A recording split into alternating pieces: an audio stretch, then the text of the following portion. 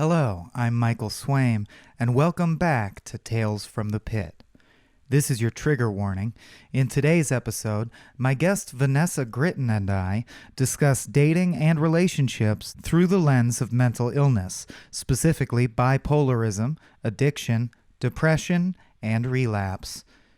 It's even more fun than it sounds. But before the interview, a new short story written in honor of my own most recent relapse. Hope you like it.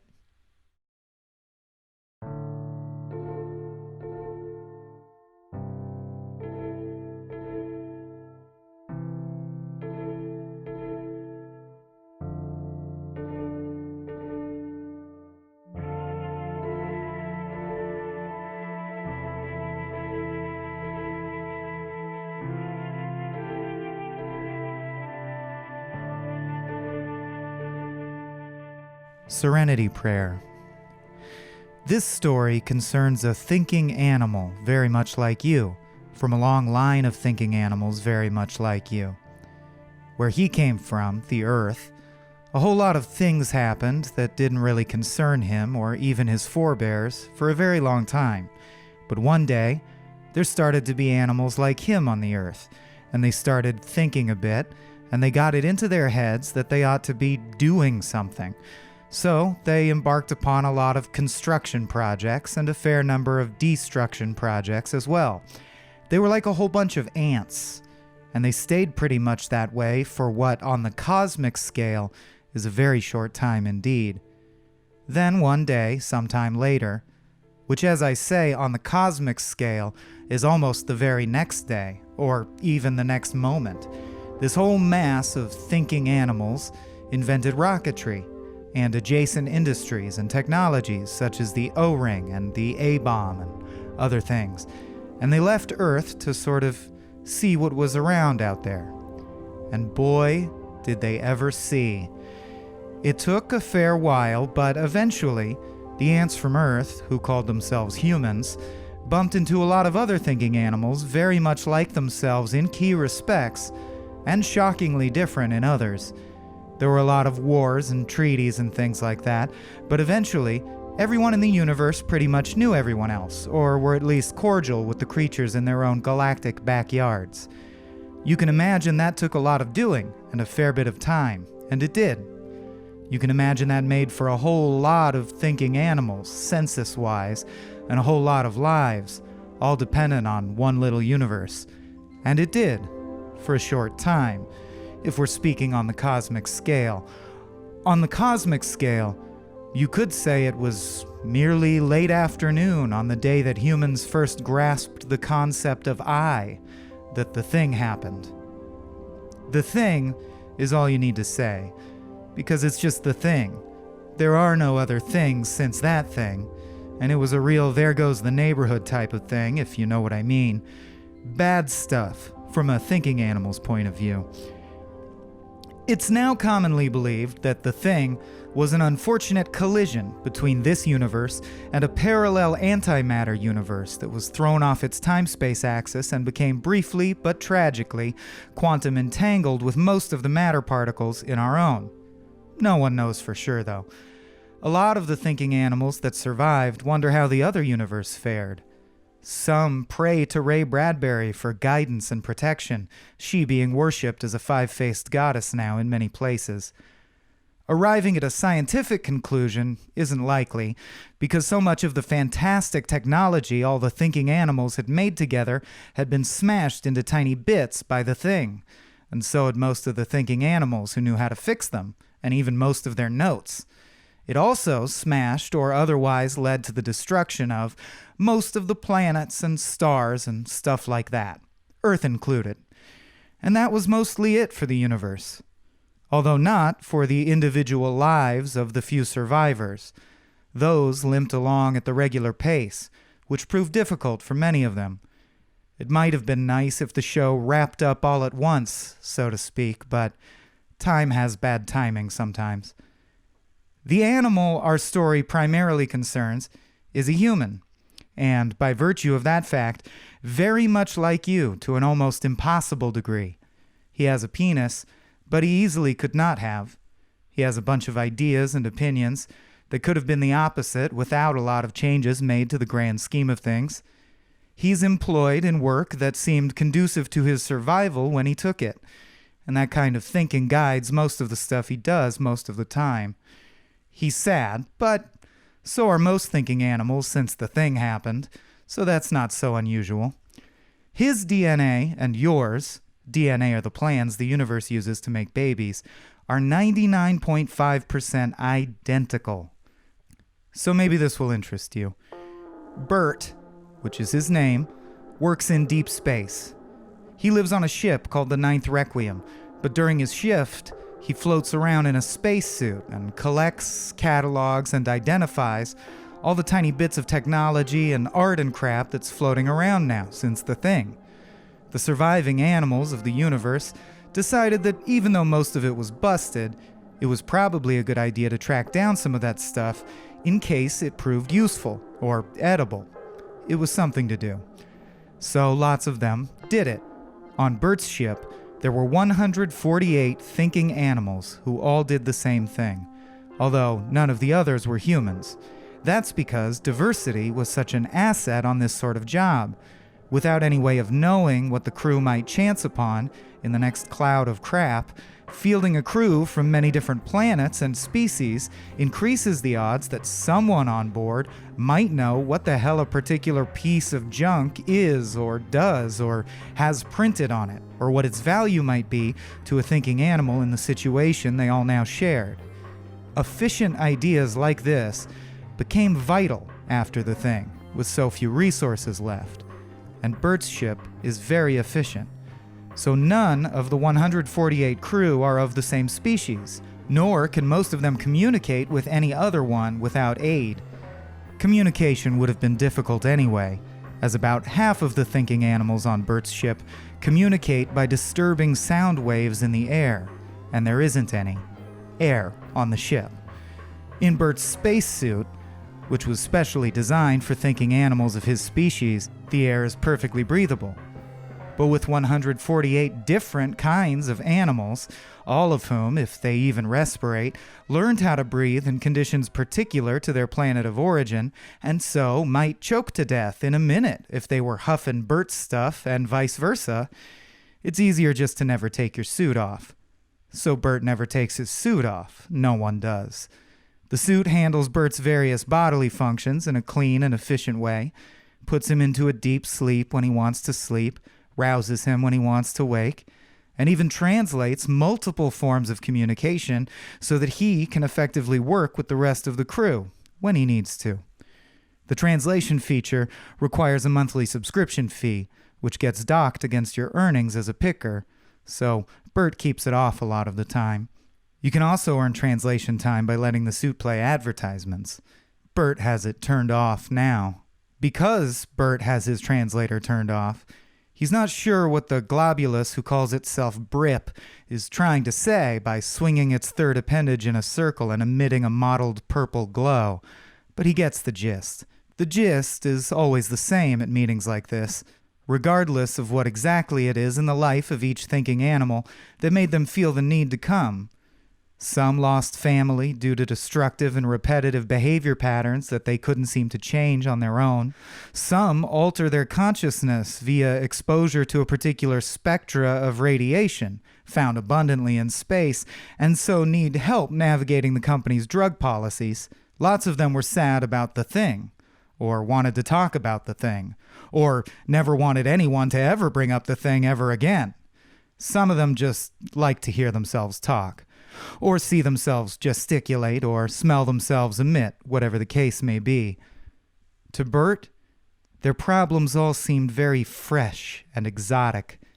They bore vibrant crosses. He felt old and gray, and his problems felt like a pile of rags encased in cobwebs in the corner of a garage, and the garage was on Earth, and Earth blew up. Anyway, everyone's got problems. We're all in the same boat. And although it usually feels good to reflect on that fact, today Bert feels sour, not much like listening. An acquaintance of Bert's that looks like a tree had a baby with a brick of jello makes a series of supportive chittering noises by rubbing two branches together, and he knows that the meeting is over. He doesn't stay to chat or catch up with anyone, even though others do, and he often has. Bert would rather save the fee, and he feels like being alone. His suit chimes and flashes various notifications onto the bubble of his visor, and he lets his eyes unfocus, lets it all become a neon wash as his body takes him by reflex back to his berth. There's no gravity on the ship either. Everyone likes their gravity different, and it's too expensive anyway. But Bert knows the route through the cramped, scaffolded corridors quite well. The planet that Bert was born on, Earth, had ceased to exist half a lifetime ago, from his point of view. It had had its own sort of rhythm, its own sort of style and swing to its orbit, as all bodies must, and this galactic waltz took Earth around its star once every 365 days. Days being defined as the time it took for Earth to twirl itself once around on its axis, like a pirouette. No one else on this particular ship knew that, or would have cared if they did know. Bert usually liked to dwell on the similarities between himself and the other thinking, fearing, striving animals still knocking around the universe. But right now, it seemed important to him, very important, that 365 days made a year. And it pissed him off that no one else cared. No one else in this quadrant would even know what he was talking about if he had said it. Oh, you know, Brip, 365 days make a year. Did you know that? The sticky orange glow of confusion would be sure to follow. Bert is alone in his berth. His suit is strapped into a little cocoon of netting, keeping him from floating around too much. That's all the berth really amounts to, aside from a vac pack the size of a small cupboard, which floats freely in the chamber. The outside of it has the texture of a beach ball, and it's see-through, so you can see what's inside and grab it from the proper angle. The inside holds Bert's personal effects. The vac pack automatically fills in the negative space around them to keep them safe, so you can pretty much just jam stuff into it or pull something out of it whenever you need to, unless it's full. Bert's is full. He won't be able to claim any more of his salvage as a keepsake until the ship stops at a station to resupply. The vac pack lolls around the room, bouncing lazily off of one surface, then the other, as Bert watches it. Bert gets very sad and very angry all of a sudden. It's hard even to know where the feelings come from. 365 days make a year, thinks Bert. Fuck it, thinks Bert. What's the point? Lots of things like that. Bert's suit sends him a hot pink notification, letting him know it's time for him to eat something, if he so chooses. The suit offers an extendable mouthpiece and gently suggests that he hook his intake hose to the food box on the wall of his room. He dismisses the notification. In fact, he turns all the notifications off. Bert jams one arm into the vac pack and takes out a piece of salvage. Something he found out in space in a cloud of crap. A keepsake. It was something from Earth. Something once very precious to many humans very much like him, but now meaningless in the grand scheme of things. A hollow rock, essentially. A sculpture of sorts. It shines under the light, little raised bits picking out single pricks of pure photon and pinging them back at Bert like a jeweled crown. That's why he collects them, Bert tells himself. That's why the vac pack has filled up with them, find after find, cloud after cloud, seemingly of its own accord. It's full now, and each member of the collection is strikingly different from each other, but essentially all the same. His glass menagerie. Bert's collection is old-fashioned. These are truly antique things, forgotten things, like that play, The Glass Menagerie, like Earth, like Bert and Bert's problems, antique problems, antique jewelry in a box. Bert turns the thing in his hand, swimming pool blue and faceted and beautiful, but it's just a hollow rock. That's what Bert is telling himself as he uses one of his disposable vac bags to pressurize the space around the hollow rock and translate its contents into the bag. Then he carefully stuffs the vac bag into the proper position in his food box adapter dongle and plugs the dongled bag into the food box intake port. The portal that separates Bert's little closet from 147 others suddenly hisses open. Bert jumps in his little cocoon, surprised and embarrassed. He immediately realizes there's no need for embarrassment. His friend, the gelatin tree, finding Bert's suit unable to accept doorbell notifications, has gone ahead and opened the door to his room, probably to talk to him about something. Although Bert loves this thinking animal, in his way, and they've communicated at length during their voyage or in free float out in a crap cloud, he resents the intrusion. Right now, Bert wants to be even more alone than floating in a cocoon in a tin can in deep space. Bert wants to be even more alone than that. "What is it, Ernie?" Bert calls his friend Ernie, because that's a joke to him, based on human history and culture. The gelatin tree's real name isn't communicated by disturbing air, but through the emission of bands of light, an ability Bert lacks. So he calls it Ernie. Ernie doesn't know about Bert and Ernie, or that 365 days make a year, or what's in the vac bag, or any of that stuff.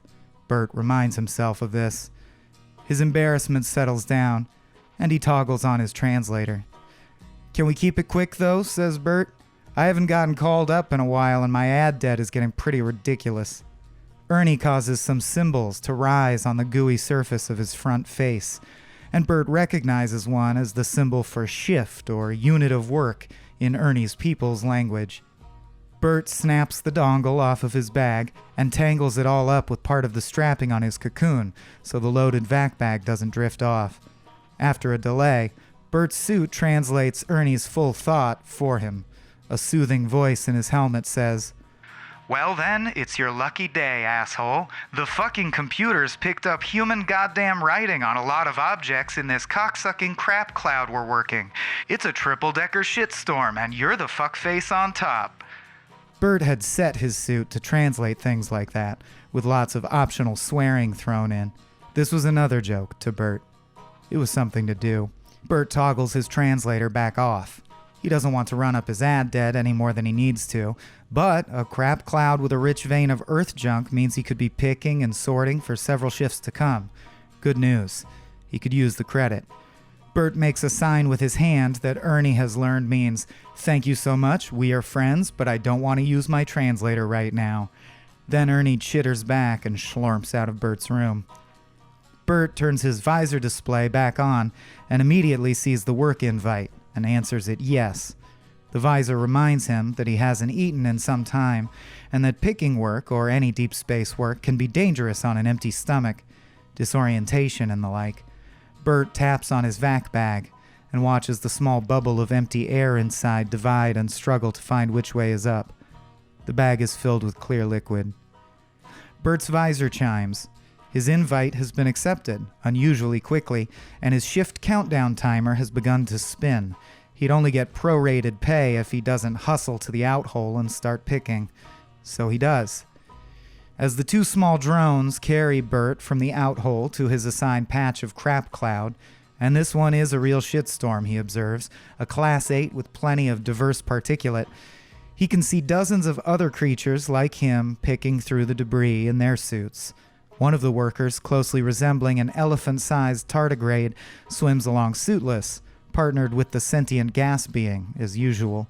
The gas cloud travels with and around the tardigrade, whose name is Alice, giving her some matter against which to push, propelling both of them. Show-offs. Those that do wear suits seem to flash sporadically as they reflect floodlights from the Ninth Requiem.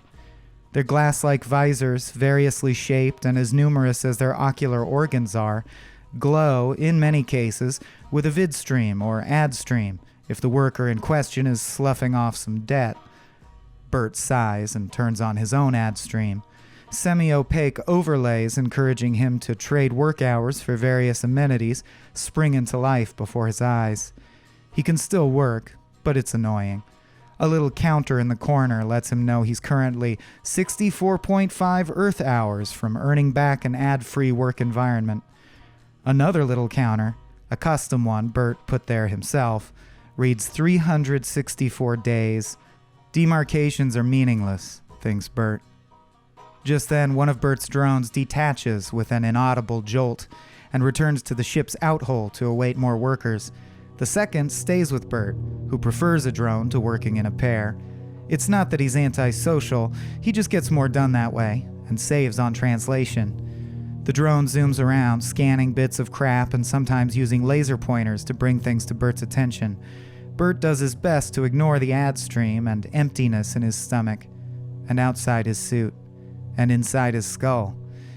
Instead, he just catalogs. A whole bunch of wrecked, burned stuff, city block-sized chunks of rock, some useless bits of what he's pretty sure was a Taiwanese satellite. He sinks into his own rhythm, the swing and pace of work unique to his body. 12 minutes later, the drone lasers a circular shape, rotating in space, highlighting it. 12 minutes being, of course, in the grand scheme of things, on the cosmic scale, literally no time at all. Meaningless demarcation of meaningless time in a unit so infinitesimal so as to be non-existent, thinks Bert. In fact, Bert would have missed the disk if the drone hadn't taken an interest with its laser. Now it glows dully red in the laser light. Amidst a veritable Oort cloud of silhouetted debris, Bert has difficulty determining how large it is or how far away. All he can tell is that it's a circle, probably a disk because it ellipses out that way as it rotates. He tells the drone to go ahead and grab it and bring it over. Things that are perfectly geometrical are usually made by a thinking animal, and could therefore be valuable. Circuitry, medicine, who knows what. It wasn't far away. It was small. It was a chip, like a poker chip. It even has Earth writing printed on it. It even has Spanish printed on it, which was Bert's native language back when there had been a place for him to be native to. Language is another meaningless thing like that, thinks Bert. His hands start to shake as he turns on his shoulder torch. A bunch of scribbles that only mean anything because the thinking animals alive during that sliver of time agree that this symbol means that, and that symbol means this. Meaningless meaning. The beam illuminates the chip as its surface swings back into view once more, a waxing moon. Bert cries in his suit. All translation aside, here was some print, a set of symbols imbued with an ancient meaning by a dead race that Bert alone can read. Not have read to him by a computer, or copy down to translate later, or intuit through trial and error. This was script, in his language, the language spoken by his mother and father at home. All he needs to do is scan his eyes across its surface, and he'll know everything he needs to know about the object. So he does. No one else on the ship could do that. Not with this object. It would be meaningless to them. Here, buried in the middle of the universe, is a secret code meant only for Bert. Bert's drone asks the standard catalog queries. Object description? Small circular object, says Bert. Human-made. About 10 centimeters across, maybe half a centimeter thick. Component materials? Petroleum-based plastic. That's about it. Homogeneous? Technological capabilities? None. Artistic value? Minimal. Intended function or usage? Miscellaneous, I guess. A tchotchke. Define tchotchke. A token. A keepsake, like a trophy. Just a thing to remember something by. Estimated usefulness to the CTA and our efforts on a scale from 1 to 10? The CTA is the cooperative of thinking animals. Everyone left in the universe, really. Minimally useful, says Bert. 1 out of 10. Discard or recover? Discard, says Bert. The drone's laser flicks away. It floats off to hunt for more worthy scrap. Bert's visor chimes. His timer has gone off. The other timer, the one he put there himself. The number 365 appears momentarily, then changes to read simply 1 year, which is the same thing it says on the chip. Un año. Around the rim it says Unidad, Servicio, Recuperación. And in the middle, in big friendly print, are the letters AA. Bert plucks the chip out of the sky and it becomes his. That's all. That's the whole story.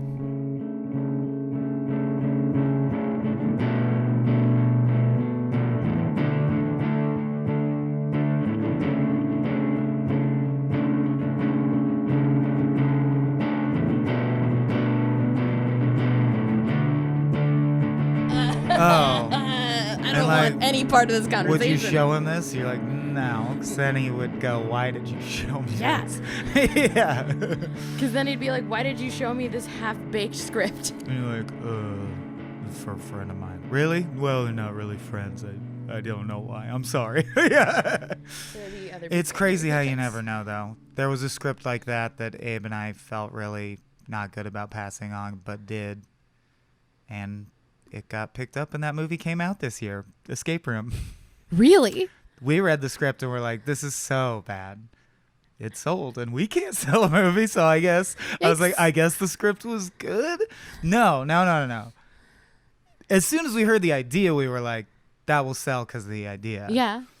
But when we read the script, we were like, no, it won't because the script is so bad. So I think what it proved to me is, no, it really doesn't matter how bad the script is. It's the idea. If the producer hears the idea and goes, ka-ching, like, they're going to buy that script. Yeah. Yeah. And they'll put a writer on it to try and make it better. Like, I haven't seen it, but I can't imagine they went with the original draft that the guy wrote. It was garbage. So, like, anyway. No, I did it to myself. Usually I record and trap other people, but I didn't trap myself. All right. I'll cut this. But yeah. I will say, though, now that who's top now? PewDiePie? Now that PewDiePie is number one, I'm like, yeah. At least Smosh weren't fucking monsters. Yeah, they weren't like, that wasn't white so supremacists. Bad. I should have been fine with it just being a mediocre sketch troupe. Now it's a white supremacist. Damn it. Yeah. The worst he's ever done was accidentally, the worst the Smosh guy, the one that's left, has ever done is just accidentally hit me with the door like 3 times. Oh, okay. 3 times. But you believe it was an accident all 3 times? But all 3 times. Because I'm really good at standing just close enough to a door that I'm like, somebody's going to open this and hit me. And then every single time he's apologized and I'm like, all me. Maybe you're good at psychic manifestation of whatever you're thinking about. Maybe it only happened because you thought it would happen. Because I was just secretly hoping, like, man, I wish somebody would just peg me with the door right now. You got smashed by Smosh. The Smosh smash. All right.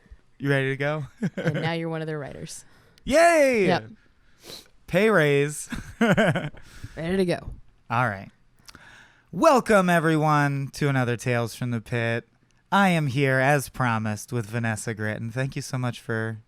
I'm going to say having me because we're at your house this time. Yeah. Yeah. This is super convenient for me. The pit is portable. People haven't known this before, but I can take my bottomless pit of self-loathing, grief, and despair and pack it up for handy, Yeah, it's like transport. those holes in Roger Rabbit that you can like fold up and put in your pocket and throw on a wall. Exactly. They're TSA compliant. Yeah. I can actually, there's a bucket version where I can just paint a big black spot on your wall.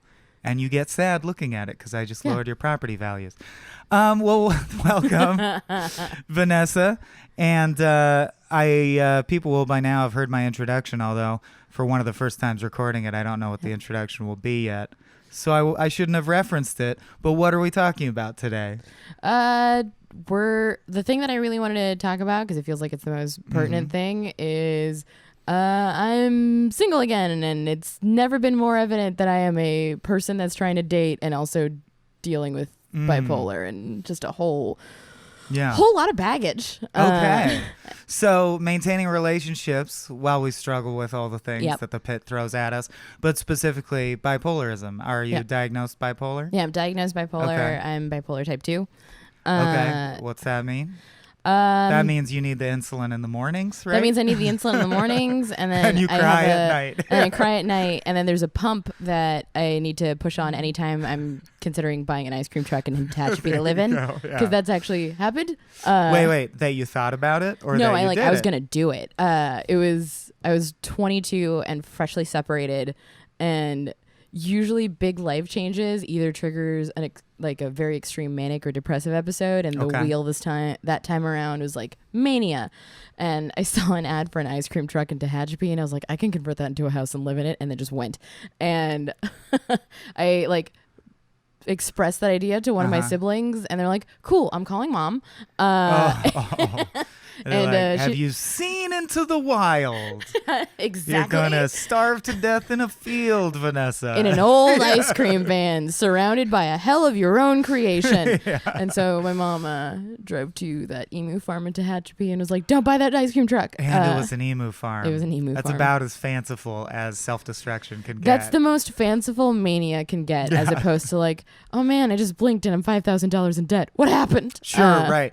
Oh, I can't imagine mania and a gambling addiction would probably clear you out pretty quick. Yeah. Mania and addiction have, in my life before, just been like the worst dance partners that tend to feel each other. And it's interesting because the last time I was single, I was 22 years old. And the time before that, I was 18. So it's always happening at like very big intervals of life changes. Because at 18, the last time I had gone out with someone, it was a prom ask. At 22 Sure. It was freshly single and young, and everything seems so interesting. And I'm like, I'm still young at 27, but it's also a very different age and a very different dating pool, and it feels different. And I didn't even realize it until we were about to record today. This is also my first time being single and being sober off of my drug of choice. Oh, okay. Which is? If I may ask. For like 2 years, it was cocaine. Okay. And it was very much the 0 to 60 thing, where I hadn't tried anything when I was married, and then when I got divorced, it was all of it at once. Was that what was the mania not enough? I feel like cocaine and mania overlap. The feelings probably overlap, or is that not true? They kind of piggyback each other. I've only taken cocaine once, and it didn't really hit me. Like, I maybe didn't take enough, or I don't know. And I haven't been manic. I'm only depressed when I'm anything. But yeah, as a layman, I'm like, I would think someone on mania, cocaine would make it too much. Or is there no such thing as too much mania? Like, does it just... In the moment, it's not too much. In the moment, it's like...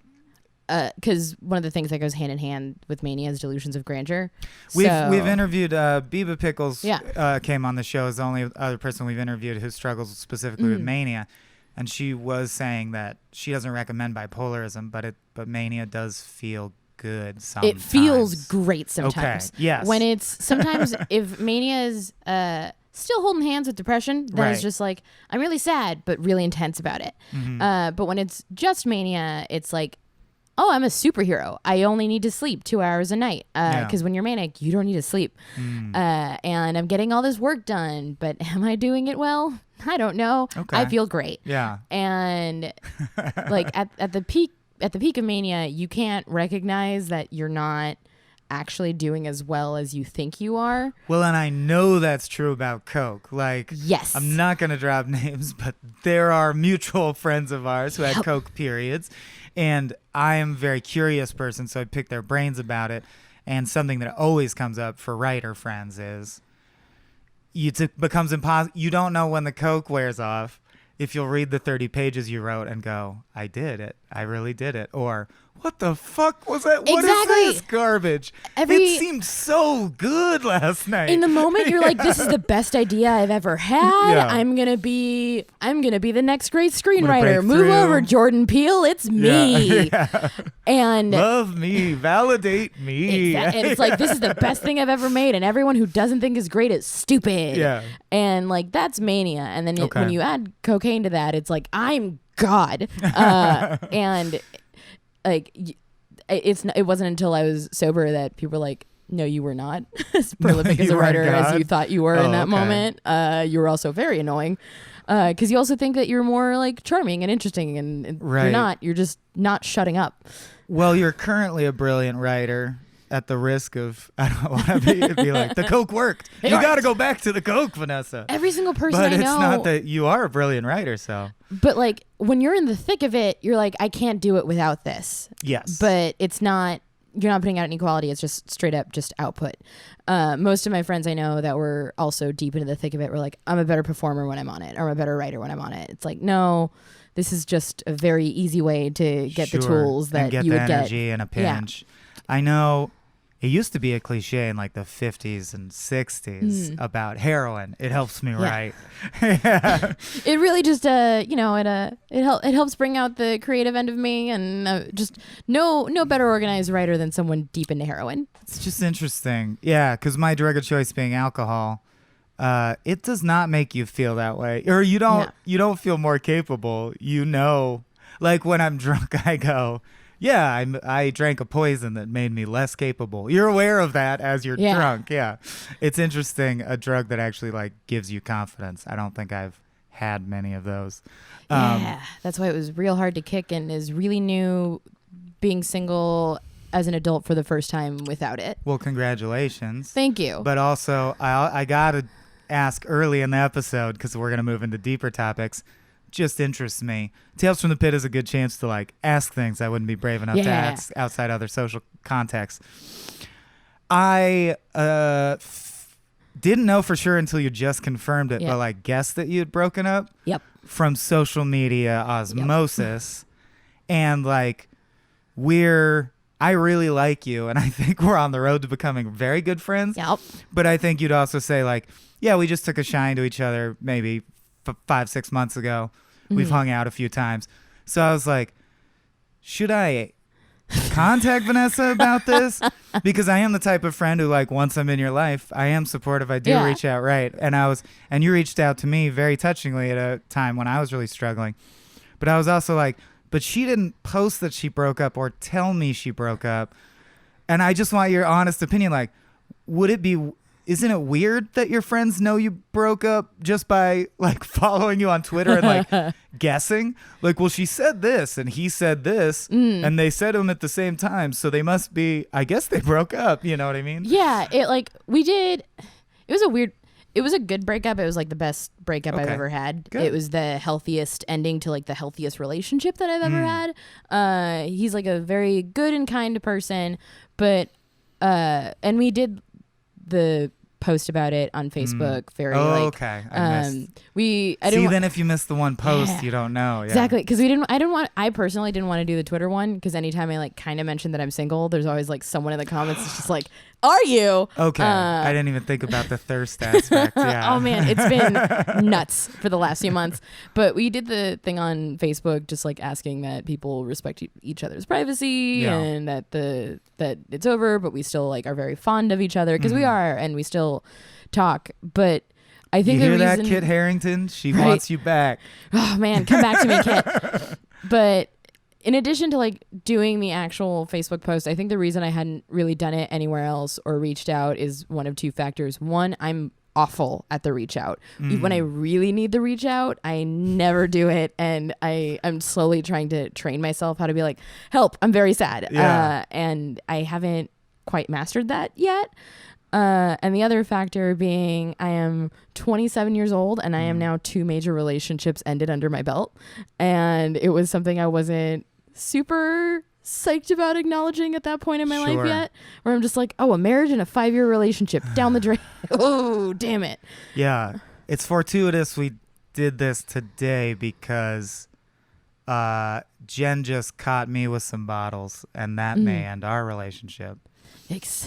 So yeah, it was like, I was like, one of the only upsides is this is the perfect topic to talk about right now, because I'm 33, but there's a non-zero chance that a week from now I will have a marriage and a divorce, as well as a 6-year gone. One where she fucked it up and I had no blame whatsoever, and then this one would be I fucked it up. So it's like, all right, one fucked me up, I fucked one up. Maybe I should not do this. Like, maybe I'm not good at this. That's what I've been asking myself for the last 3 months. I know, right? Like, ever since February, I've been like, am I just bad at this? Should I just not do this? Am I just like am I like one of those plants that you can't plant near other plants because then something happens to that plant? Am I just supposed to be alone in my own little pot on my own little windowsill, and other plants can hang out for a little bit? And I think it is really hard also when you're someone who does get a lot of identity and fulfillment out of your work. Yeah. Because then, I don't know, there is that voice that says, Could that be everything for you? Could you just do that? That's what you I've like asked work? myself. Yeah. Yep. Could that be enough for the rest of your life? Anytime it gets quiet, that's the thought that pokes in, where it's like, maybe it's just you and your career, kid. Like, yeah. maybe it's just going to be you and your job. And your inner monologue that calls you kid, so you feel like another person is the there. one that feels like kid, slugger, You call little yourself buddy, slugger? champ, tiger, all things that I call myself. Nice. Scout?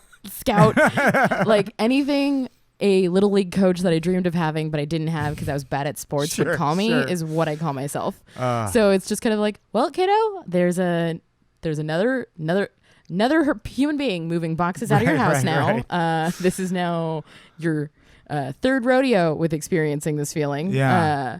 And for the last, I think, month, it's just been, well, I'm good at work. Right. Yes. I haven't tanked work the way I have love before, so maybe. Yeah, and it seems like you're a highly functional addict as well, as am I. Or I can do. That's actually problematic.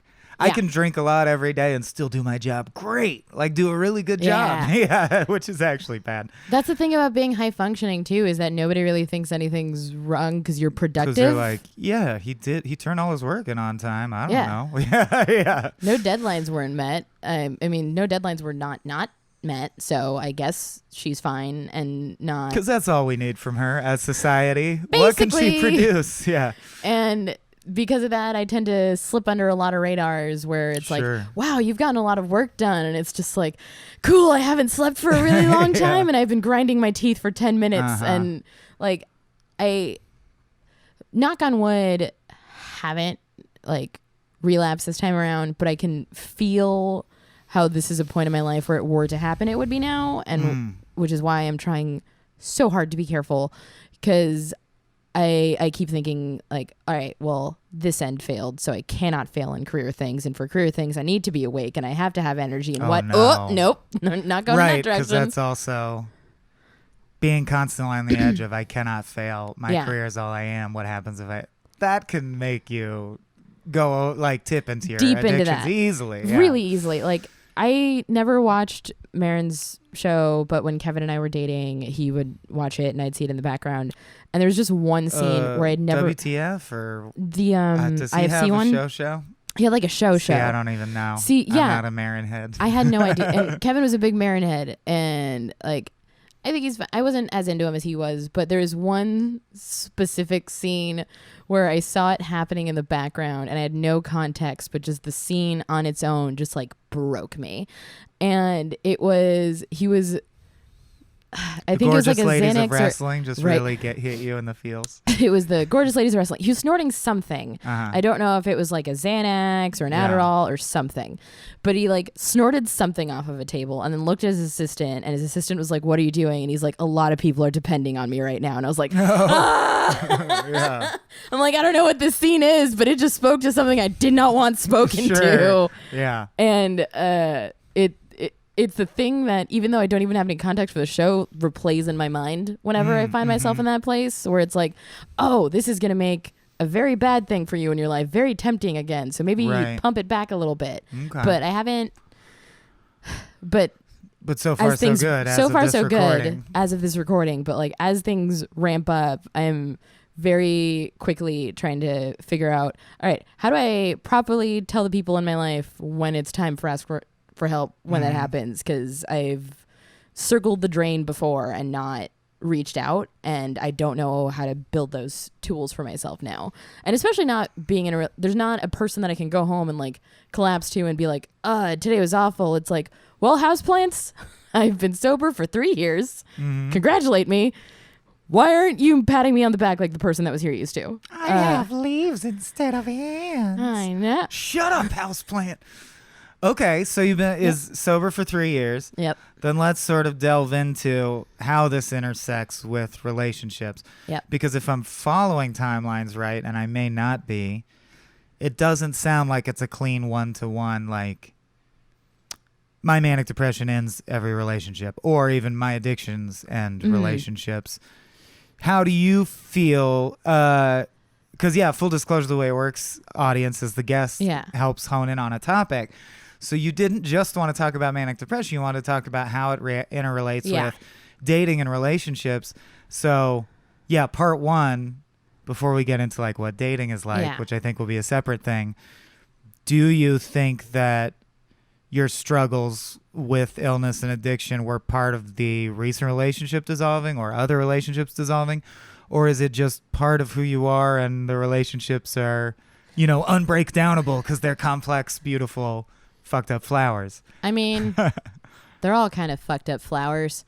But I think the main thread that I'm starting to realize through all of them is how much unchecked and unresolved shit I have. Okay. Because I'm starting to realize what the common denominator is for pretty much all of them except for like one standout one. Mm-hmm. And a lot of it is just there's a lot both with bipolar and addiction and just general baggage that I was like, this will never come up again, so I'm gonna tamp it down and I'm gonna never address it ever again. Yep. And then it bubbles up in a relationship and I'm like, that's not why we're not working. That's not why. It's definitely oh man, I've yelled a lot. It's me. And starting to realize that because I've let a lot of these things just grow wildly and unkempt, my interpersonal romantic relationships just aren't working. And the factor is me.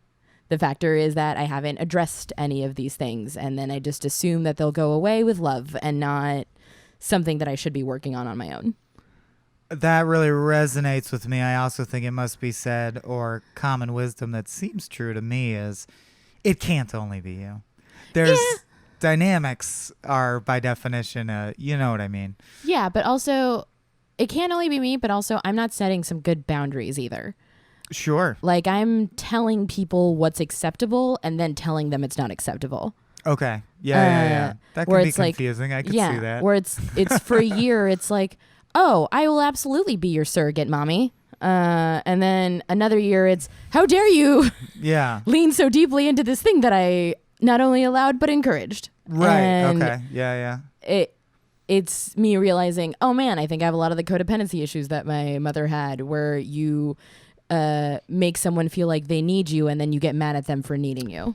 I'll just say either partner, the power imbalance where one becomes, even if you want to take it out of the like weirdness of like Oedipal or like incesty, like it's not even related to your literal parents, but the partner who's like rises sort of above in the power structure and becomes the one who's like, I don't have to remember that because they'll tell me if I forget because they tell me what to do. Yeah. Like if I forget to clean the thing, they'll tell me and I'll go, oh, okay, yeah, thanks, honey. And I'll clean the thing. I can just depend on them for that. Yep. If I have a bad day, they'll be there, etc. And I step into that role and then I resent it. I don't think that I think that's really common, irrespective of like any kinds of other issues. Also, another touchstone of this show is that everyone has at least one of these issues. Yep. And we all pretend that there's people out there who are like perfect and like we imagine we'll one day be them, but everyone is imagining that. It's like you just get to function and just like have a relationship for more than 4 years. Yeah, exactly. So I feel like that's definitely real relationship shit, and I just want to validate you around like, I don't know, that can happen. You don't have to like be on coke to have that dynamic. That's a very common thing. Yeah. Okay, so how do you deal with, it sounds like part of it is just becoming more self-aware, which has been the journey for me too. And it sucks that sometimes you only really connect dots when you're like you have to hit a rock bottom moment and go like, oh, I won't make that mistake again. And then you never do, but you make a different mistake for 6 years. Yep. And then that has to fall apart and you go, okay, so 2 mistakes I'll never make again. Yeah. And you wonder how many more iterations before you learn all your mistakes that you tend to make. Yeah. I wish I can learn. I see people where they could just like learn these lessons by watching other people make mistakes or making like smaller versions of it or looking at something and saying this is going to be a bad idea. And I wish I could save time and do that instead of living it for years at a time. And then being like, why didn't I learn that entire time? Why did it take it being over for me to be like, oh, that's what I should have done? Well, do you have did you, when you were using, have a strong voice in your head that is aware of that? Because I had that. Like when I drink, I have a pretty chipper voice in my head that goes, this will be the consequences of doing this. It's a bad idea. Well, you're still doing it. That's a thing. But it is good. If you keep doing this, this will happen. Okay, I guess it's going to happen. Every It's time? happening now. Now I'm in that moment that I predicted 1,000 times. Yep. It's come to pass. Yeah. Every time. Oh, okay. With yeah. everything that I do, that voice is there saying, no, this is bad. And you're like, this I is know. a bad idea. And I'm like, I know. And then I just do what, like, now that it's not substance abuse, it's literally everything else. Where it's like, hey, this situationship that you're entering with someone is going to be very painful for That's my you, favorite and you're new going to get word. very attached Yeah. because you're manic right now. And when you're manic, you fall, and you fall hard, and you know this is a situation you entered where they're not available, and they told you that they're not available, and they made it very clear. So don't enter this. I'm doing it.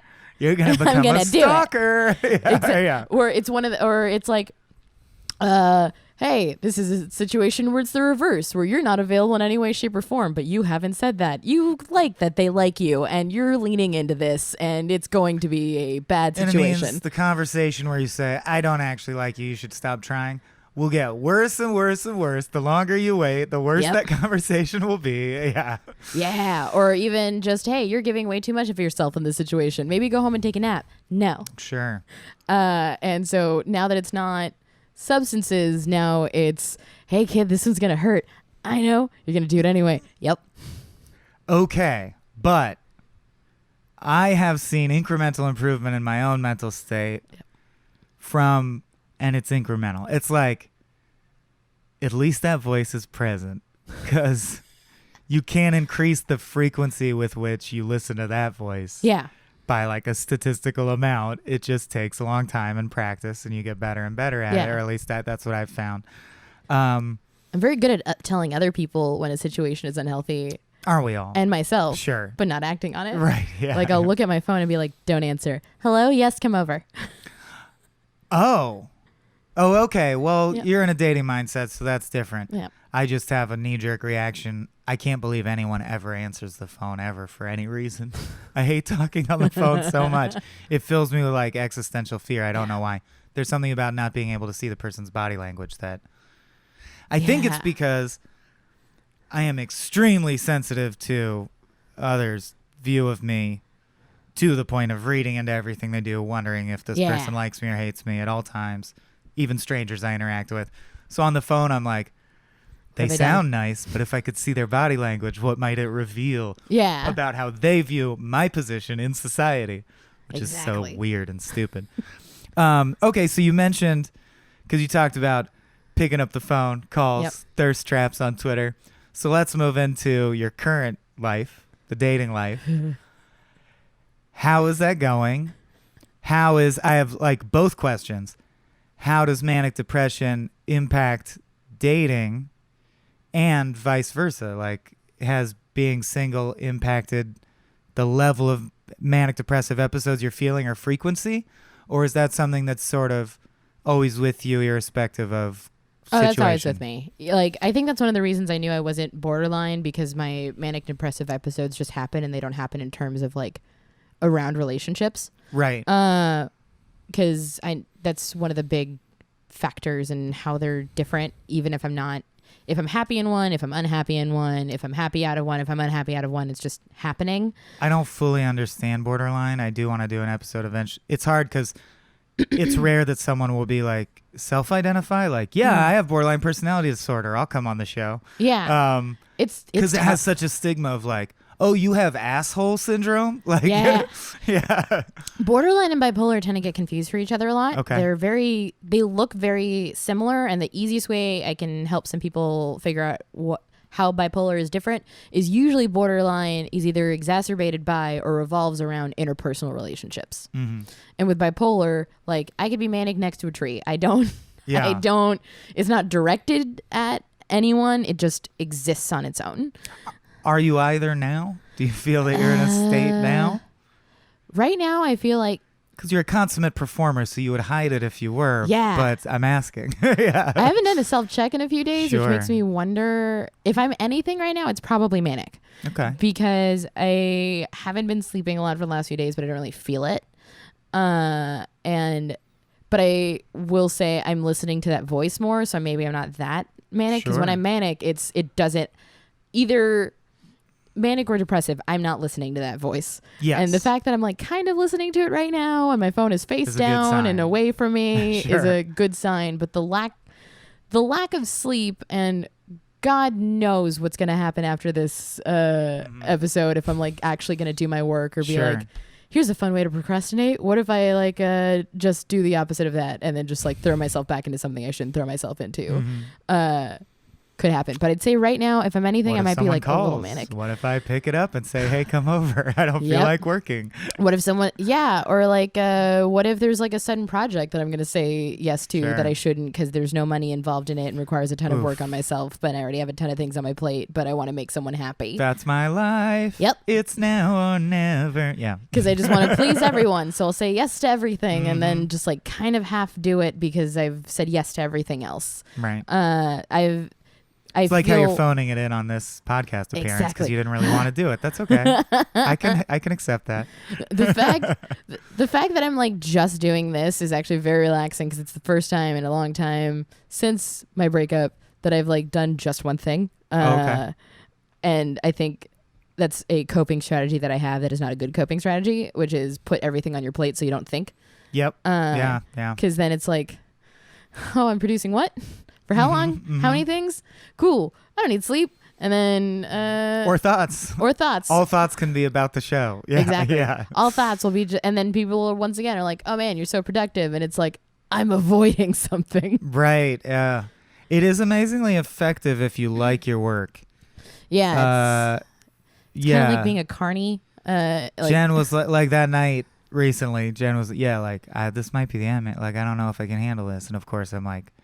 feel like devastated and like hollowed out inside and in shock, and I had to record podcasts about a very silly movie like 2 hours later, and I was like, I should cancel this. I'm not gonna be able to I feel like, but I gotta say, and I don't know what this says about anything either way, I might just be too good at compartmentalizing, but as soon as like Abe and Robert came over, we started talking about the silly movie. I was like, yeah, movies are fun. This is fun. I do the same thing. It really works. It works, and I don't know if it's healthy or not. Like, I don't know if it's me just not... It makes me feel like, am I not giving enough gravity to the thing that just happened? How can I be laughing right now? The amount of times that I can tell you what happy-go-lucky thing I did after some horrifying tragedy. Yeah. Like, literally last night, a friend of mine was like, yeah, it's weird. You're like...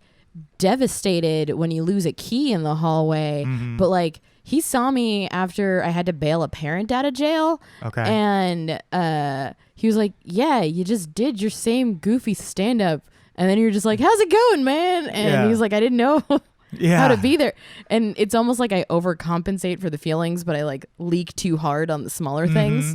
And then when you're not doing anything, it always comes back full force. So I was like, it's like rollover minutes. Like, I know the podcast's done. You guys want to hang out though? Yeah. And they're like, no, we got to go. I was like, all right, take care. Oh my God, my life is over. Like it turns so instantly. So yeah, I totally get that. You need distraction constantly at all times to not realize life is shit. All right, this is getting too pittish. I mean, yeah, like I could definitively say, and I'll say it with like a weird smile, because that's how. So some of my friends have learned my tell for anguish when you really are hurting. When I'm just like really through it, and it's unfortunately also a funny tell. It's dyeing my hair, and I was gonna be like, oh no, Vanessa, no, you're always in anguish. I'm always in anguish. I sound more like an Orange County bro the more sad I am.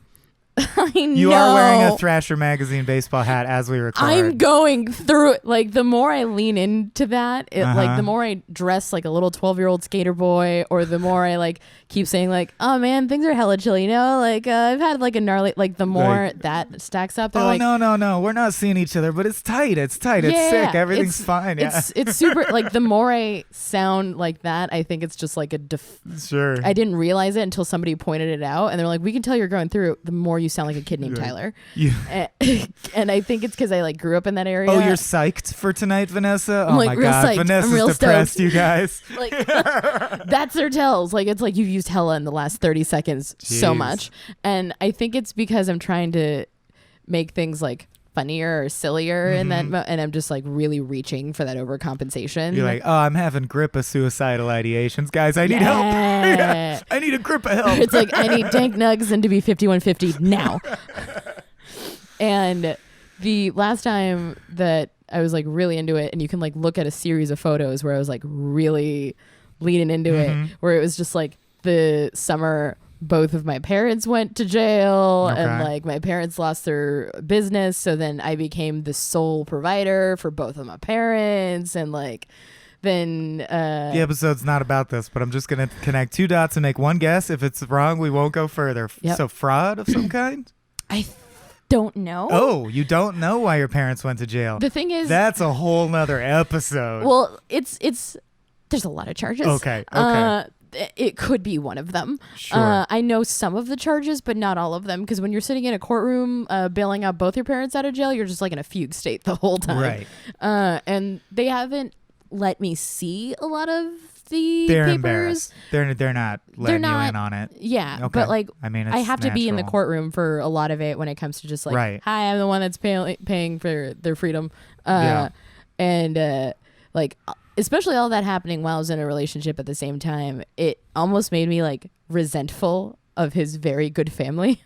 That he had like a good really. Where it's like, are they very good? Are they like annoyingly wholesome family? They're so lovely, like lovable. Fuck them. Like our first year of dating, unfortunately, his father passed like the week that I was going to meet him. Yeah. And so I met them all at the same time, and they're wonderful.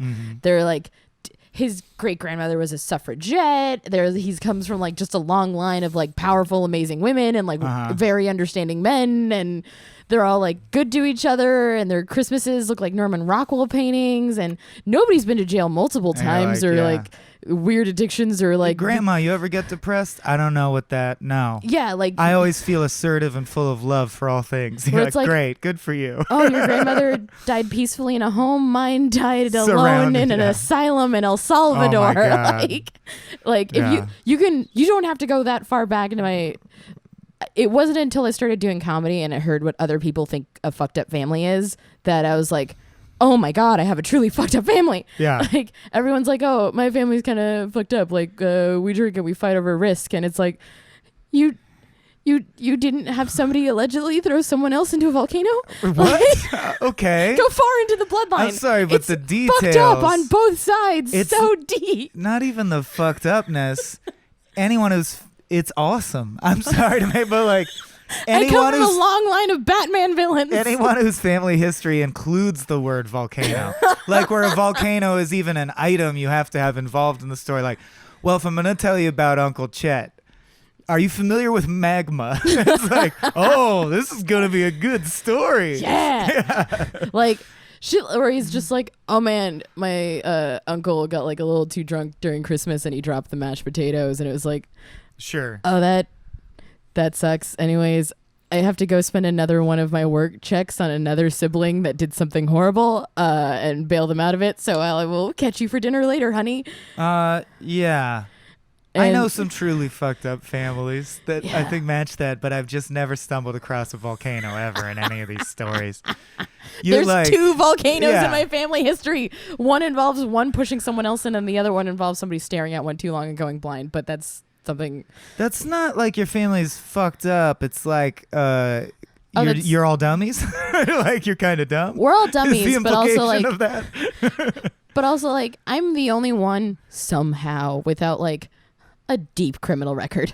Do you feel that a lot of people in your family struggle with mood disorders though? Is yes. that okay? Like you're not alone in that? A lot of us do, and a lot of us refuse to acknowledge it. Like I know, just do crimes instead. They just do fill that hole. Crimes or substances, or the crime part more than anything is a lot of us did not have like a good entry into life, so it's very much just like born into it.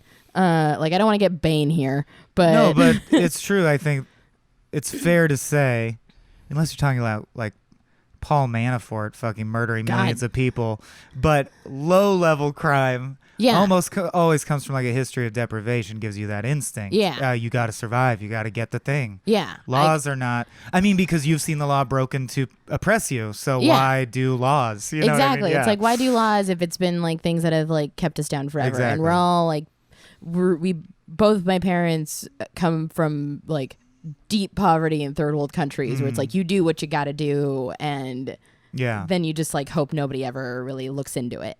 And so they very much wanted differently for me, but what it ended up happening was just I am now like the Ray Donovan of the family where it's like, all right, what's broken and what do I have to go and fix? They're like, do you see how we gave you a good life? Pay it back now. Yep. Yeah, fix like all of our you're lives. in debt forever. Yes. So then I'm the one where it's just like, all right, I guess I could throw this entire check that I just made into getting this person.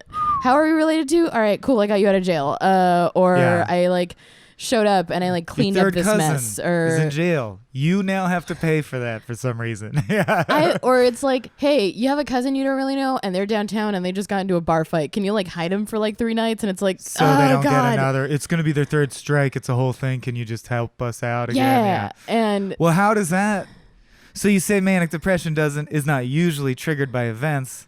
But from that it is. Oh, okay. That's what I was going to say. How do you get that call and not get triggered in some way? In either direction. Yeah. It'll either be like depression for a few days and then like whoever my partner is at the moment is just like, I don't even know where to start with this. Or it'll be manic and it'll be like, are you okay? And it's like, I'm fine. And then a week later it's like, why did you know I wasn't fine? Yeah. And it's a lot for, especially when someone comes from like a good supportive or like non-insane family. It's a lot for them to deal with because they don't really know. Not a lot of people are equipped for being there for someone for that kind of thing. And yet I think they're in the minority, or I've had a very unique group of people I know in life. But I think most people have, if not a truly fucked up family, at least 1 or 2 major traumas that when they tell you, you go, whoa, that is rough. Yeah. And when you do occasionally meet someone like your ex or Soren Bowie is legitimately like this, even though it's also his comedy persona, it is true. I had him on this show for an episode called Stable Genius because I'm fascinated by people who, you know, like I looked him in the eyes once and was like, but I described depression as clearly as I can elucidate it. And I was like, out of curiosity. And he's like, no, I've never felt what you just described at all ever for a second. I can't imagine feeling like that. And I'm like, that's weird. You're the weirdo, not me. That's fucking weird. I will say Kevin did go through issues of depression that so we're gonna say did his name. bind That's us. Fine. Sure. He's fine with it. We're both super I'm open sure about he's shit. fine. But like he's gone through that, which has helped that understanding of each other. But just like home life stuff made it very tricky where like there's one argument that I always bring up when it comes to, oh man, I have some like deep-seated resentment when it comes to his support system and stability that he has in his life. Yeah. We're both people that have dealt with depression. Maybe him more than me in that case as well, just because at least I get to be manic half the time. Sure. I have that. Well, that's another, I want you to finish your thought, but a real quick question that keeps occurring to me and I let it slip.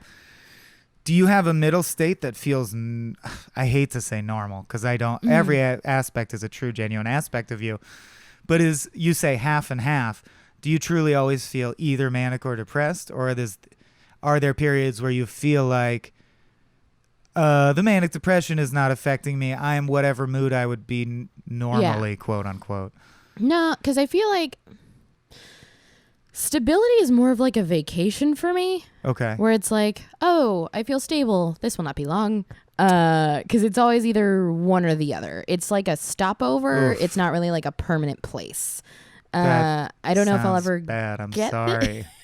No, because the one thing about depression is you can tell when it's there and you can tell when it's gone. And sometimes it's there and sometimes it's gone. Yeah. And when it's gone, which is really nice. The way I describe it to people is, you know, when like a wave pulls back really far, you're like, oh, that's coming back. Okay. That's mania and depression, where it's like, oh man, I'm really depressed. Oh God, I'm about to be really manic. Or the inverse Are your of shoes it. wet? No, not right now, but a tsunami is coming soon. Yeah. That's why the wave is withdrawing. Yeah. So like anytime I'm really manic, I'm like, oh no, that's right around the corner. And so whenever I'm stable, I'm like, this is nice, but this is very temporary because it's I know when I'm there because it's so rare that I'll just wake up and be like, oh my God, I feel like I gotta like walk around Pasadena or just do something like quaint and just enjoy this for what it is before it's back in either direction.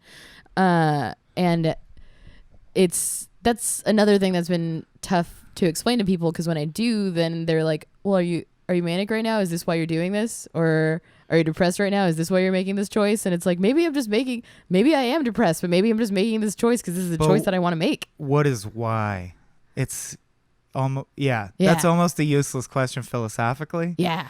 Because you are who you are. Yeah. Or like making that choice. What does it mean? Why? I don't know. I almost wouldn't know how to answer that. Right. It's like, oh, you're a robot and your programming's bad because you're manic. No, manic depression is part of who I am. Yeah. Or like it's part of my personality. It's always been there. And so if I make a choice when I'm manic, it's still me. I made that choice. Exactly. I could regret it later when I'm depressed and make. I can regret a lot of choices for a lot of reasons. They would both be genuine choices made by me. Yeah. And that's another thing that I ran into. Just get like dealing with people who, without realizing it, are very infantilizing when they ask, like, "Are you just being crazy right now?" And and it's like, first of all, I've done some weird shit when I'm stable, so this is just a forever constant. But they start bringing it up more than I would care for, asking where things come from. And then when I'm honest about it, then it's scary. And then they go away. That sucks. I'm sorry. Yeah. Because that's, I think a lot of people who listen to this show will be very familiar with that. Yeah. There is one date that comes to mind. Yeah. Like if you let someone know you struggle with an issue and then they use it as a way to dismiss anything that you disagree about. Yep. Like I've met that friend where I'm like, and then I'm like, I didn't really like that movie. Yeah, but you have depression. You were probably just depressed. Oh, okay. So I can't think a movie's have an opinion bad. Ever again. Yeah. Exactly. And like, there's one case where that kept happening, and it was like, you've been telling me that you're sad too, and I have acknowledged it and have never brought it up again, but because mine is chemically, this is coming up. And it was like a good few dates, and like I very quickly decide if someone and I are not going to mesh well or not, just because I know what I like at this point, and things had been going great at a certain point, but it also was becoming more and more evident that he was not equipped to handle certain things. Which again, is not a failing per se. Yeah, it's not a failing. It's like something you came to realize. Yeah, it's not a failing on them at all. But there is one date which made me realize, I'm like, man, if you're with me, this is just something that you just have to deal with. And if it's not, I'm sorry. And we were eating and my phone rang and it was my mom. And I was like, oh God, what's it going to be this time? Because now anytime a family member calls me, it's very much just like, oh, what do I got to fix? And I answer the phone and her tone, and I was like, already I know it was a fix. It wasn't a how you doing, honey, which I get from my mom more than anyone. She and I have a good relationship. So I was going to say is, do they ever call you when something's not wrong? Because that's important. Pretty much just like my mom and one of my brothers and one of my sisters, but like that's about. And so like she answered and I was like, all right, this isn't a how you doing, honey. So I just excuse myself and I go outside and she's just like, your little brother's in jail again. And I'm like, God damn it. And so I'm handling this, but I can like feel it pushing me in a certain direction. Yeah. This was during a date, right? This is during a date. Like he's inside at the table. With your ex or with a current play in the field trying to date new people. A new person. Yeah. And I can like see him looking out the window and watch me pacing up and down on the phone, and I'm like, this. And you can see him not handling it in his eyes. Yeah, and I can, and like I've kind of a little bit warned him about certain things, like almost like I'm a gremlin, where it's like, don't let me watch The Graduate. I'll start crying and I'll never stop, and like make sure you don't have caffeine past 10 or I'll be manic. Even if you don't watch the last scene of The Graduate. Even if I don't. Because if you remove that scene, it's a truly triumphant love story where all ends happily ever after. Okay. Like, right. I will, like, Kevin came home to that once and he was just like, what's happening? I'm like, this is what happens when someone lets me watch The Graduate. Interesting. It's just never, Do you know that's why? Did you watch it at a formative age? Do you have a vivid memory? One time you watched, does it resonate in some particular way? Yes, because I feel like Mrs. Robinson, and that I'll always be a stopover in someone's life that'll help them grow, but I'm never the permanent. I'm the stepping stone that's just like, oh, are you feeling weird over a summer? I'm going to help you become an adult. And then I disappear into the ether while you find like a easy, nice lady who's much less complicated. Right. That makes sense. Yeah. So you I very and much Jen have a lot in common. Like I very much relate to that. Early dating, her concern, and I think it's natural because she's a social worker as well, was that she gets with guys, fixes them, and then they leave her because they're like, thanks for fixing me, bye. Yeah. And I was like, well, at least in this case. Or she was always like, I'll just fix you and then you'll leave me. And I'm like, well, you didn't fix me and you're leaving me. So wrong on 2 counts, Jennifer. Both wrong. Yeah. And in my case, I've always just like related to the Mrs. Robinson type character where I'm like, I'm an interesting plot point in your story. A diversion on the road to the grave. Yes. Like it adds to the feeling that I romantically feel like a waiting room magazine. And the Mrs. Robinson thing really taps into that. Encapsulates that. Yeah, for sure. And so like I'd given him that warning, and I remember when I said that, the look in his eyes, I was like, oh, he's not ready. And it's just crying. It's just watching The Graduate and crying. That's not that heavy duty. I was like, it's a lot of but like I think something about the way I said it to you, where I was just like, it's gonna open up something you don't want to open right now, because you like suggested watching it. And so as soon as I saw that, I was like, and the timer starts. And then I got the call in the middle of the day, and I was like, timer just sped up. And I go inside and I sit down, and he's like, what are the odds did he pick The Graduate? What? He picks The Graduate by chance? He picked The Graduate, and I was like, don't do this to me. Wasn't meant to be. Don't do this to me. And so I sit down, and he's like, so what's going on? And I was like, he's like, real quick, let me put on just the first 10 minutes of Up while we talk. Right. And I'm like, I'm just gonna just get this out for you, dude. So my little brother just went to jail, and I got to go to Orange County and fix that. And also, like, my mom got like a weird message. I'm like a weird diagnosis thing, so that's another thing that I got to take care of. But first, I got to bail out this guy because this is happening. And but it's gonna be hella fine, hella but it's like hella chill and hella fine. And he was like, does this kind of thing happen a lot? And I was like, have you heard how much my phone rings? Yeah. And he's like, it's woken me up. And I'm like, this is all the time. And if you want an out, here it is. And he was like, I'm not going to take it. And I was like, I give you 3 days. And then 3 days later, it was, I think we should see other people, which I kind of expected. On the spot, I think a lot of people will try and prove you wrong just because in the instinctual moment, you want to be They just don't want to be wrong. It's not wrong, and they want to be like, it's Michael Bluth in Arrested Development when his inner monologue is, yes, I am that good a guy. I am that. It's, you want to go like, they all want to be my savior, and it's a lot of work. I'm not the kind of guy who would break it off just because her life is difficult. 3 days later, yeah, I am. I got to get out of here. Yeah. And that's all. And I get it, but also like I try and explain like I'm a lot. Have you ever been with someone who's also a lot?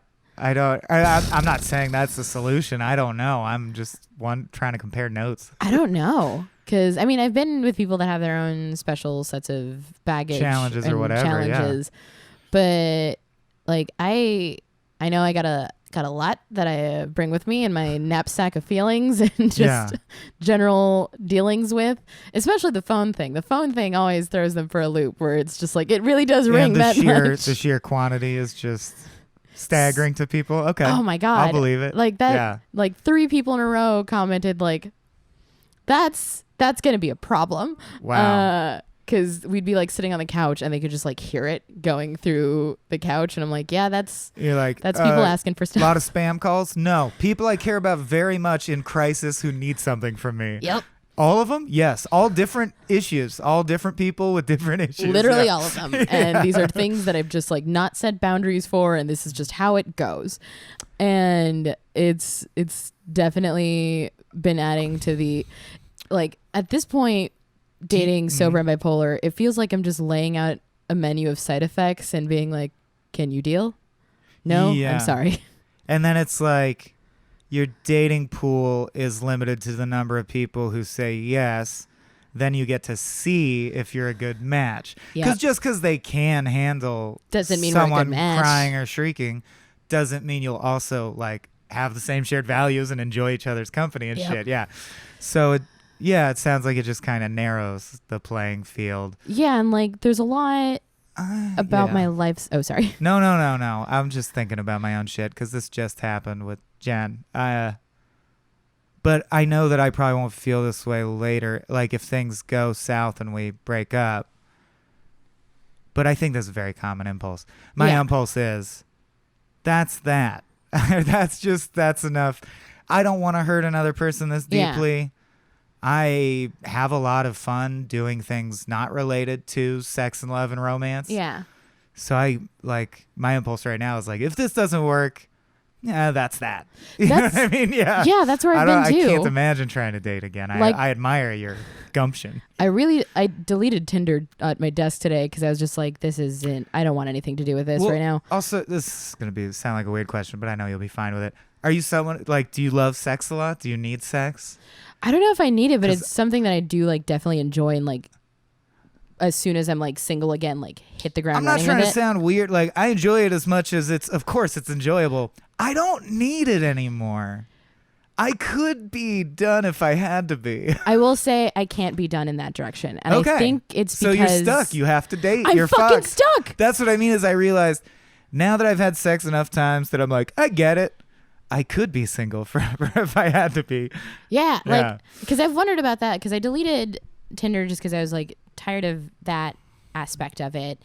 And like too many factors in my head just had me wondering like, well, I don't know if I ever want to like allow a person to get this close again and then hurt them as much as I have. And I'm also learning a lot of things about my lifestyle make a lot of dead ends for a lot of people where it's like I'm not around that much, and also I can't have kids, so if that's something that you want, that's out the window as well. And it's realizing that now that I'm 27, I'm dating at the age where people are now thinking about forever stuff, because when I was 22 people were just thinking about right temporary, and now people are thinking about more permanent things. And like there was someone that I actually like did care about and consider in that direction, and they let me know there were way too many factors about me that they can't handle. Not just can't handle, it took away a lot of options of things they really wanted out of life. Like they wanted kids and they wanted the family thing and the way, and even though it was like early, they're like, that's not something you want nor can even give. And they were at an age, they were older than me. They were at an age where they're like, that I feel can't. My clock ticking or whatever. Exactly. Fine. And they're just like, fine. It's everyone's like, prerogative. Exactly. But like that was the thing where I'm like, maybe this is it. Maybe exactly. And that made me think maybe I'm just like someone that has people around for a little bit for like a convenience and body warmth thing, and then they just like disappear for a bit. And I always bring it back to this thing that I wrote down literally the night of my most recent breakup, which is I kind of feel like an interesting idea for a lot of people until they realize all that comes with it. Like I have really bright blue hair, and that's a big, it doesn't seem like it, but it's a big commitment. I've had this hair for like 6 years now. Sure. It's something that involves a lot of maintenance and care. And it also stains everything. Like if you look in my apartment, it's on my pillows, it's on the back of my couch, it's on my walls, it's on my towels, it's on my clothes. I haven't looked closely enough, but I believe you. Like if you go through my closet, it's on the back of everything. Oh, if you sure. go, all your my collars. tub is blue. Everything I own is blue. And dabba-dee, dabba-dee. And so that kind of means that if you want me around in a lot of ways, I'm going to stain a lot of your stuff. And whether it's like in a physical way or I just kind of like seep into it, you will know I'm there. Oh, I see. You're getting symbolic now. This is, you mean, not just the hair. It's not just an interesting, pretty thing to look at. She's doing a writer thing, you guys. It's not just an interesting, pretty thing to look at. It permeates. It well, of sticks course, around. because you're a fucking human person. You can't have a relationship without being, impacted by one another. They can change their sheets, and they can paint over that wall and pretend those stains never existed. Yeah. But I have to live with them. You can shave your head. True. I'm a being purposely obtuse. Yes, agreed. And I think about shaving my head all the time. Apt analogy. But there's something about knowing that people can just like paint over what used to be me, and I have to look at the same stains and be like, well, I live here and this is my space. Yeah. But somewhere out there, somebody doesn't want to think about my blue stain on their pillowcase anymore, and they just got a new pillowcase, and that's that. Yeah. And so it's one of those things where it's like, I know it looks interesting and I know it looks fun, but it's a big commitment. Are you sure? Be aware that I'm a human person. Yeah. Not just blue hair, which is cool. Yeah. Yeah, of course. I'm a human person, and like I know a lot of it looks interesting, and I know a lot of it like it leans into that manic pixie thing where it's like manic very literal here. Sure. Where it's like, oh, she could be fun and her apartment's quirky and she dresses weird and she seems fun, and it's like but the movie there's so much more that comes with this. Right, is always like, oh, Natalie Portman cried when she saw that flower. Yeah. That's her mental illness. It's cute. It's cute. It's adorable. Yeah. As opposed to like, hey, sometimes I might not be able to get out of bed, or sometimes you might not be able to reach me because I just might fly off in a certain direction. That's what I was going to ask. How the hell do you keep... Because having only depression, it is already a struggle, definitely more than drinking, to meet deadlines, to keep work up. The depression is more of a challenge than being wasted, honestly. Yeah. But I feel like if you're coming off a manic episode into a depressive episode, the relative drop, how do you do work still? Do you work when you're depressed, or do you just do all your work when you're manic and then stop when you're depressed? Yep. Wait to be manic again and catch up. That's exactly what it is. All right. Like, okay. Mania lets me play catch up, but it also it's like having a shitty roommate that like makes a bunch of plans for you and like starts half building bookshelves and like starts boiling water, but then just leaves the room. Yeah. And then you come in exhausted and you're just like, I have to finish so many things. Who started all of this? Yeah. And that's kind of like when they work hand in hand, where it's like, well, I'm ahead, but there's an insurmountable amount of it for someone not depressed. I got manic and landed this huge job. Now I'm depressed and I have to do the job. Yeah. It's way worse. So much constantly. And it's a lot for me, and for other people coming into it, it's almost like they just kind of like open the door and peek in, and they just like see someone juggling chainsaws, and it's like, you want some of this? And then they just close the door. But is that new? Is that a new dating strategy, to just try to be like, because I think that makes sense, especially as we get older, is to be like, I'm just going to pop, tell him everything. Yeah. My new strategy has just been real upfront. Right, because I do think it's true that you are limiting the dating pool somewhat if you demand that you want to be with someone who can handle all your shit, which you deserve. So... You gotta pop through a lot of lottery tickets. Like, you gotta scratch a lot of scratchers quickly now to get to the And that's also on its own very emotionally draining, and like, I just don't want to waste anyone's time. Sure. And I also realized in the past, whenever I was manic and I was interested in someone, I would try and mold myself to them. Is that where? Well, you grew up in Orange County, right? Yeah. Okay, so it's just childhood shit. I was like, did you date some OC bro that imprinted on you forever, like a gypsy curse? Yeah. Like, absolutely, yes. But also, like... You shall be chill forever, bro. This is my curse on you. Yeah. That is forever. Like, it's also a big growing up aspect, but, like, for a long time, it was, I like you, so now I'm going to try to mirror you and hope that works. And... I would lose a lot of my identity in the process. So now, and I don't know if it's working or if it's going to work or if it's just disastrous, it's here's everything I am on the table. Yeah. I think it's a good strategy, but I don't know. It's very much just like emptying my toolbox and being like, logical. There it is. Yeah. It sounds logical, but I feel like it comes off like Ali Sheedy dumping her purse on some guy's lap and being like, this is all my shit. Because you're also like, what if that was someone who could handle it, but not all at once on the first date? Exactly. But then if you drip it out like a little drip, you're like, I'm wasting their time. I know it's going to come up. Why don't I just tell them the things? Yeah. This is why I'm not going to do it. This is why I'm like slowly trying to...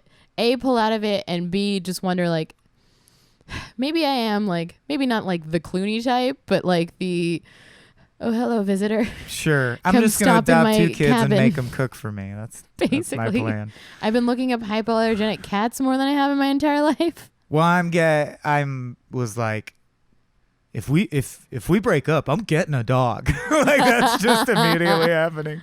Yeah. Yeah. I don't even have like, I'd feel bad getting a dog because it's like, what if I'm too sad to take you out? Or Sure. I am also like busy all the time. So with a cat, it's like, well, if I'm sad, you could just eat my body. And you don't, yeah. And you wouldn't even feel a whit of pain. Yeah. You'd be like, I will eat your face now.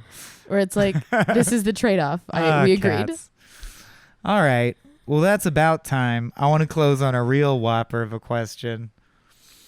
Because I know you as a friend, and you're always chipper and pleasant to be around. Yep. How fake is that? And how much anguish does it cause you to be on when you're like around us and our mutual friends? Is it? I'm sorry. No, it's like, I'd say it is a clean 50-50 fake. Okay. Like 50% of the time I am that chipper, and I feel like I'm almost like hyper chipper because I've experienced just like so much deep tragedy that everything else just kind of rolls off my back. I'm sorry if it's connected to the mania, and I don't mean it in a bad way. It would be a compliment in any other context. But yeah, you do feel like someone who enjoys life, like, or at times, I'm like, part of the reason I was like, Vanessa's cool, man, we got to hang out more, is you're ebullient and make jokes and are full of life and enjoy things. And I'm like, is that all fake or is it all from mania?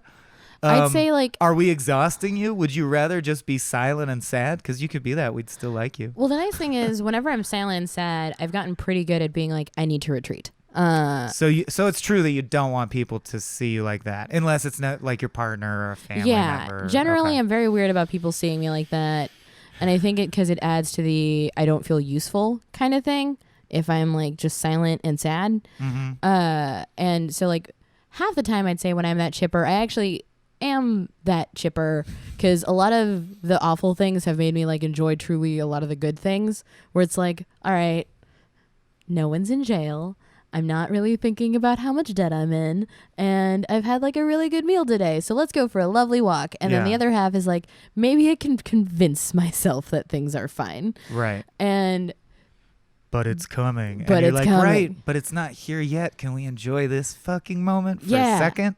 And I feel very responsible for other people's feelings. So the second somebody's like, oh my God, are you okay? It's like, oh God, I'm so sorry. You even had to like acknowledge that I was sad for a second. So I'm going to like pump it up a little bit and then do the dancing clown thing. We shouldn't. That's part of the reason everyone thinks that they're the only one who's struggling. Yeah, because then it's not coming off authentically. Society has taught us, go home. Do that at home, please. Exactly. Yeah, like, I'm robbing my friends of or getting to know me partner. authentically. Yeah. And I'm not letting people get to know who I am. And that's not fair to me or anyone else. Absolutely. And I still haven't like learned how to master the art of being sad in front of someone else. Because even post breakup, the amount of times I'd be like, I actually literally 3 days ago with a on again, off again old flame, they'd caught me crying. But as soon as they caught me, all smiles. And was just like joking, but then the tears wouldn't stop, and I can't imagine how insane that looked. So you look like a horror demon, like in a horror movie. Like, you would turn a corner and suddenly see someone smiling with tears running down their eyes. Like the woman saying like no, and like and get out, like yeah. or hereditary, like that. Where like he caught me crying, and I was just like, oh man, your cat just did the cutest thing, and he's like, come the fuck off it. Yeah, or like just like trying to, but like that is going. Yeah. And he's like, what's going on there? And I'm like, sometimes it starts and I can't stop it, but it's fine. Anyways, did you want to like check out that pancake place around the corner? And he's like, what is this? Yeah. You don't gloss. You're glossing now. Yeah. You're just gonna as I'm just like going on throughout the day and just like wiping the tears and being like, this is fine, let's go check out that pancake place. So the trailer for The Graduate played on a commercial. It's no big deal. Yeah, it's like literally what had happened was I just saw how many text messages I had and it just started. The sheer responsibility. Where it was just like, 56 missed text messages. And then and I like turned around into the smile and I'm like, I am way too good at this performance now because this is now what was already a cry for help just became like a scream for help. Yeah. Like smiling You're not that and good crying. if you can't stop that. You got to learn to control those ducts. Like Just clamp them up, clamp them off. the issue was that he caught me when it started. Because if he caught me when Uh-huh. it was starting, I could have just been like allergies and like, yeah, blinked and held your head back and then just like turned away from it. Yeah. But the fact that it already started, it's like I short circuited and the computer was like, put both modes into action. Oh boy. And they just happened at the same time. It's like if a Chuck E. Cheese robot like started playing 2 songs at once. Yeah.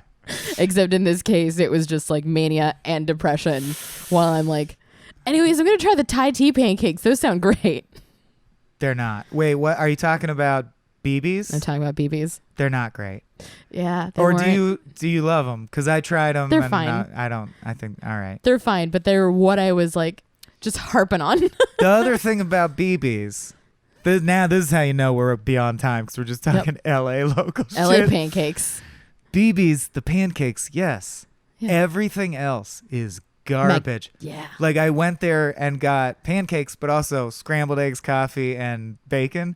And each item was like, oh my God, Yeah. this is disgusting.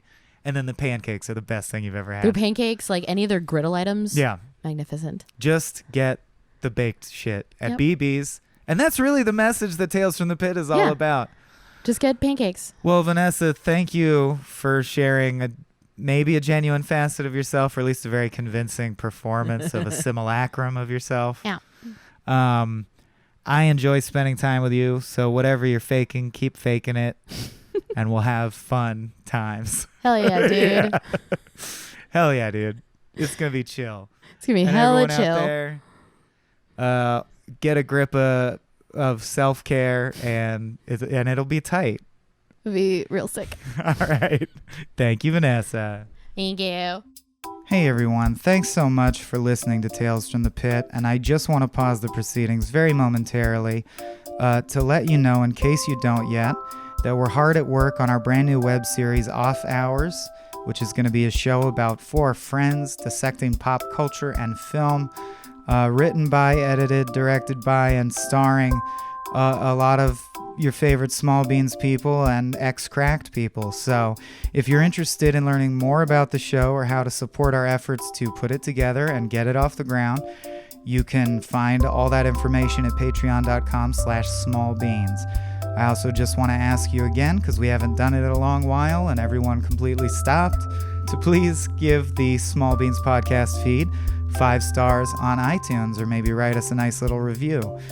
Or whatever podcast platform you prefer, but mainly iTunes.